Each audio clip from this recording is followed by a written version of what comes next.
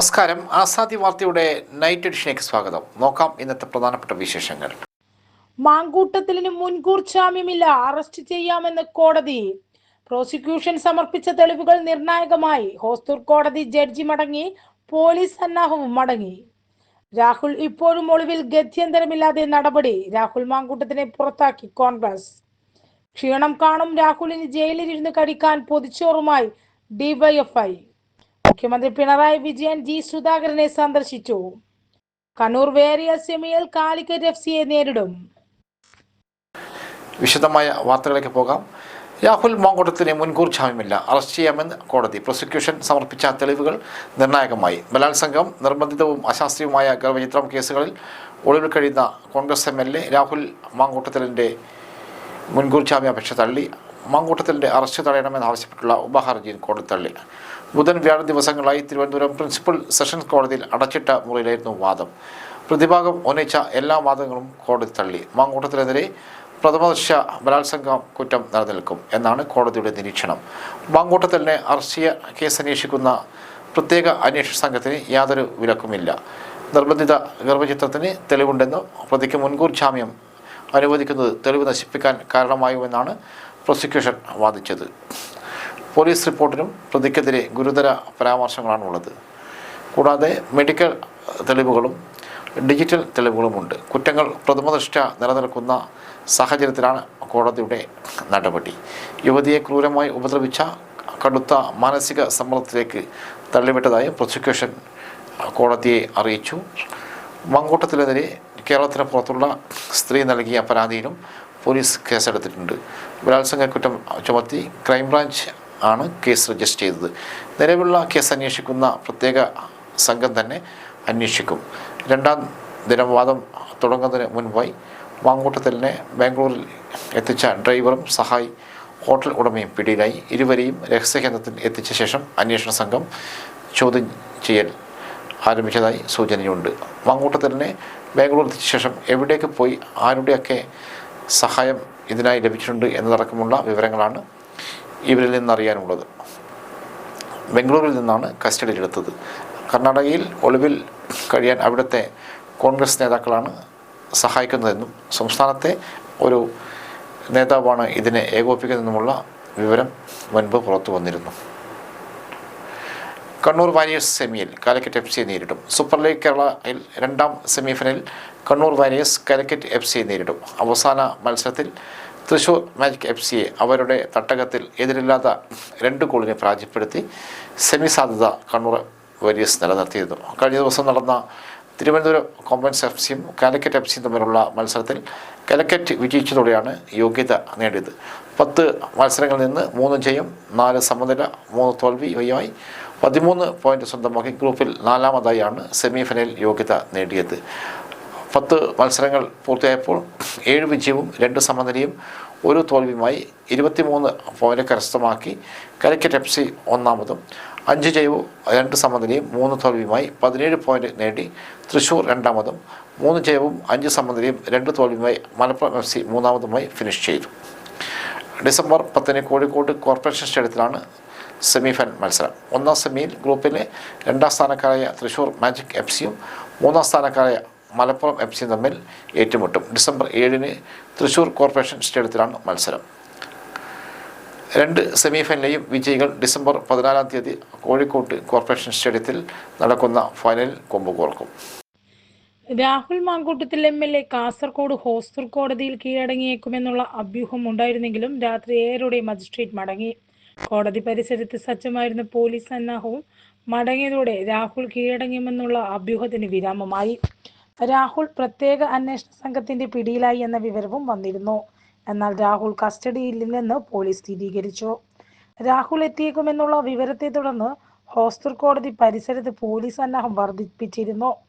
കോടതി സമയം അവസാനിച്ചിട്ടും ജഡ്ജി അടക്കമുള്ള ഉന്നത വിദ്യാഭ്യാസ ഉദ്യോഗസ്ഥർ കോടതിയിൽ തുടരുകയും ചെയ്തു. ബലാത്സംഗ കേസിൽ മുൻകൂർ ജാമ്യാപേക്ഷ തള്ളിയതിനെ തുടർന്ന് രാഹുൽ കീഴടങ്ങിയേക്കുമെന്നുള്ള നേരത്തെ തന്നെ കാസർഗോഡ് കോടതിയിൽ പോലീസ് ഒരുക്കിയിരുന്നു. ഉച്ചയോടെ മാധ്യമപ്രവർത്തകർ കോടതി പരിസരത്ത് എത്തിച്ചേരുകയും ചെയ്തു. എന്നാൽ പോലീസിന്റെ ഭാഗത്തു നിന്നോ മറ്റ് അധികൃതരുടെ ഭാഗത്തു നിന്നോ സ്ഥിരീകരണം ലഭിച്ചിരുന്നില്ല. രാഹുൽ ഒളിവിൽ കഴിയുന്നതായി കരുതപ്പെടുന്ന കർണാടകയോട് ഏറ്റവും സമീപത്തുള്ള ജില്ലയാണ് കാസർഗോഡ്. കാസർഗോഡിന്റെ മലയോര മേഖല കോൺഗ്രസിന് സ്വാധീനമുള്ള സ്ഥലമാണ്. കൂടാതെ രാഹുലിന്റെ സുഹൃത്തുക്കൾ പാണത്തൂർ മേഖലയിൽ ഉൾപ്പെടെയുള്ള സ്ഥലങ്ങളിലുണ്ട്. സുള്ളിയിൽ നിന്നും പാണത്തൂർ വഴി രാഹുൽ എത്തിച്ചേരാൻ സാധ്യതയുണ്ടെന്ന് നേരത്തെ തന്നെ ഉദ്യോഗസ്ഥർ വിലയിരുത്തിയിരുന്നു. പൊതുജനങ്ങൾക്കൊപ്പം യുവമോർച്ചയും ഡിവൈഎഫ്ഐയും കോടതി പരിസരത്ത് പ്രതിഷേധവുമായി എത്തിയിരുന്നു.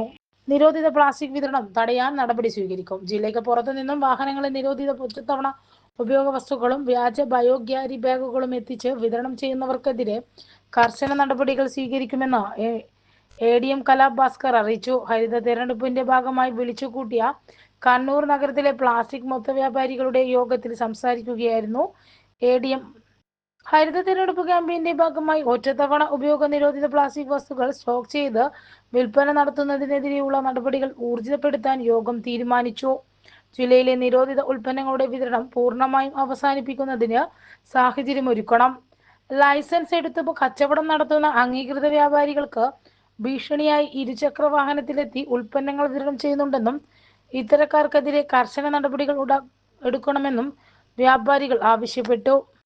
വ്യാജ ബയോ ഉൽപ്പന്നങ്ങൾ തിരിച്ചറിയാനുള്ള ഡൈക്ലോറോമിഥേൻ ഡസ്റ്റ് എൻഫോഴ്സ്മെന്റ് ടീമുകൾ സൗജന്യമായി നടത്തിവരുന്നുണ്ടെന്ന് ജില്ലാ ശുചിത്വ മിഷൻ കോർഡിനേറ്റർ KM സുനിൽകുമാർ യോഗത്തിൽ അറിയിച്ചു. തദ്ദേശ സ്വയംഭരണ വകുപ്പ് അസിസ്റ്റന്റ് ഡയറക്ടർ TV സുഭാഷ്, ജില്ലാ എൻഫോഴ്സ്മെന്റ് ടീം അംഗങ്ങൾ എന്നിവരും യോഗത്തിൽ പങ്കെടുത്തു. വ്യാജ ബയോ ക്യാരി ബാഗുകൾ പിടികൂടി. തദ്ദേശ സ്വയംഭരണ വകുപ്പിന്റെ ജില്ലാ എൻഫോഴ്സ്മെന്റ് സ്ക്വാഡ് പാനൂർ നഗരസഭ പരിധിയിൽ നടത്തിയ പരിശോധനയിൽ വ്യാജ ക്യാരി ബാഗുകൾ പിടികൂടി. കരിയാട് ടൗണിലെ പ്ലാസ്റ്റിക് മൊത്ത വ്യാപാര സ്ഥാപനത്തിൽ നിന്നും 68 കിലോ വ്യാജ ബയോ ക്യാരി ബാഗുകളാണ് പിടികൂടിയത്.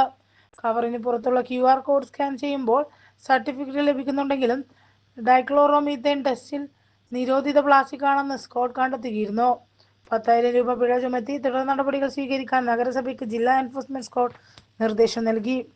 Enforcement officer KR Ajaykumar, PS Praveen, clean city manager Sasi Naduvilangad, public health ഇൻസ്പെക്ടർമാരായ മുഹമ്മദ് റഫീഖ് അലി, വിസിയ എന്നിവരും പരിശോധനയിൽ പങ്കെടുത്തു. അഭിമാന പദ്ധതിയായ മെഡിക്കൽ കോളേജിലേക്കുള്ള ഹൃദയപൂർവ്വം പൊതിച്ചോർ വിതരണത്തെ അപമാനിച്ച രാഹുൽ മാങ്കൂട്ടത്തിനെതിരെ പൊതിച്ചോറുമായി ഡിവൈഎഫ്ഐയുടെ പ്രതിഷേധം. കാസർഗോഡ് ഹോസ്ദുർഗ് കോടതി പരിസരത്ത് രാഹുൽ മാങ്കൂട്ടത്തിനെ ഹാജരാക്കുമെന്ന വാർത്ത വന്നതിന് പിന്നാലെയാണ് രാത്രി കഴിക്കാനുള്ള പൊതിച്ചോറുമായി ഡിവൈഎഫ്ഐ പ്രവർത്തകർ എത്തിയത്. രാഹുൽ മാങ്കൂട്ടത്തിൽ ജയിലിലെത്തുമ്പോഴേക്കും അവിടുത്തെ ഭക്ഷണ സമയം കഴിയും. എന്നാൽ രാഹുൽ ഇന്ന് പട്ടിണി കിടക്കേണ്ടി വരില്ല. ആശുപത്രിയിൽ കൊടുക്കുന്ന പൊതിച്ചോറിന്റെ ഒരു പങ്കുമായാണ് ഞങ്ങൾ എത്തിയത്. പൊതിച്ചോർ വിതരണം അനാശാസ്യമാണെന്ന് പറഞ്ഞ രാഹുലിനോടുള്ള പ്രതിഷേധമാണിത്, ഡിവൈഎഫ്ഐ പ്രവർത്തകർ പറഞ്ഞു. ഡിവൈഎഫ്ഐയുടെ പൊതിച്ചോറ് പരിപാടിയുടെ മറവിൽ നടക്കുന്നത് അനാശാസ്യ നിയമ വിരുദ്ധ പ്രവർത്തനമാണെന്ന് യൂത്ത് കോൺഗ്രസ് സംസ്ഥാന അധ്യക്ഷനായി രാഹുൽ മാങ്കൂട്ടത്തിൽ പറഞ്ഞത് വലിയ വിവാദമായിരുന്നു.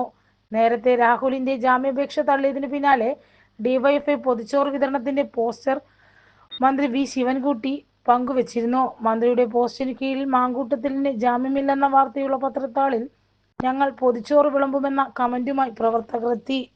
ബലാത്സംഗ കേസിൽ മുൻകൂർ ജാമ്യാപേക്ഷ തള്ളിയതിനു പിന്നാലെ രാഹുൽ മാങ്കൂട്ടത്തിലിനെ കോൺഗ്രസിൽ നിന്നും പുറത്താക്കി. കോൺഗ്രസിന്റെ പ്രാഥമിക അംഗത്വത്തിൽ നിന്നാണ് രാഹുലിനെ പുറത്താക്കിയത്. കേസുകളിൽ ഒന്നൊന്നായി ഉയർന്നിട്ടും മുൻകൂർ ജാമ്യാപേക്ഷ തള്ളിയില്ലെങ്കിൽ രാഹുലിനെ പാർട്ടിയിൽ നിലനിർത്താനായിരുന്നു KPCC തീരുമാനം. എന്നാൽ ജാമ്യ ഹർജി കൂടി തള്ളിയതോടെ ഗത്യന്തരമില്ലാതെ പുറത്താക്കാൻ കോൺഗ്രസ് നിർബന്ധിതമാകുകയായിരുന്നു. നിലവിൽ സസ്പെൻഷനിലുള്ള രാഹുൽ മാങ്കൂട്ടത്തിനെ ഉയർന്ന പരാതികളുടെയും രജിസ്റ്റർ ചെയ്ത കേസുകളുടെയും അടിസ്ഥാനത്തിൽ കോൺഗ്രസിന്റെ പ്രാഥമിക അംഗത്വത്തിൽ നിന്നും പുറത്താക്കിയതായി KPCC president Sunny Joseph MLA അറിയിക്കുകയായിരുന്നു.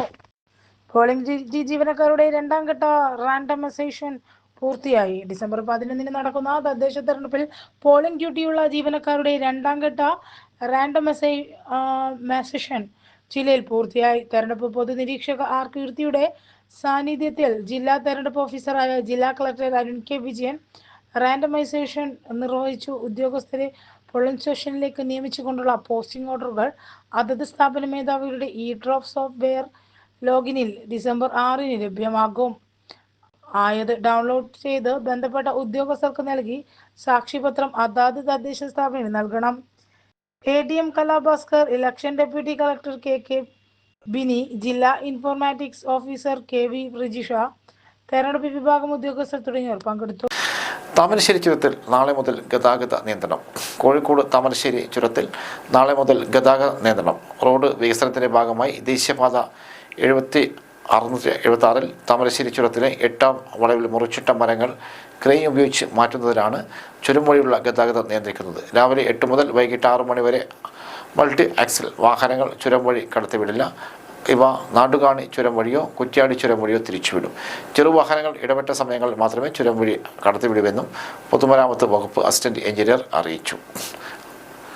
സാങ്കേതികത്വത്തിൻ്റെ പേരിൽ കാലതാമസം നേരിട്ട ചുരത്തിലെ 3 ഹെയർപിൻ വളവുകൾ അരികിലെ മരങ്ങൾ മുറിച്ചു മാറ്റി. ഏതാനും വീതി കുറവുള്ള 6, 7, 8 വളവുകൾ വീതി കൂട്ടുന്നതിന് മുന്നോടിയായി PWD NH വിഭാഗം ഏറ്റെടുത്ത വനഭൂമിയിലെ മരങ്ങൾ മുറിച്ചു മാറ്റിയതാണ്.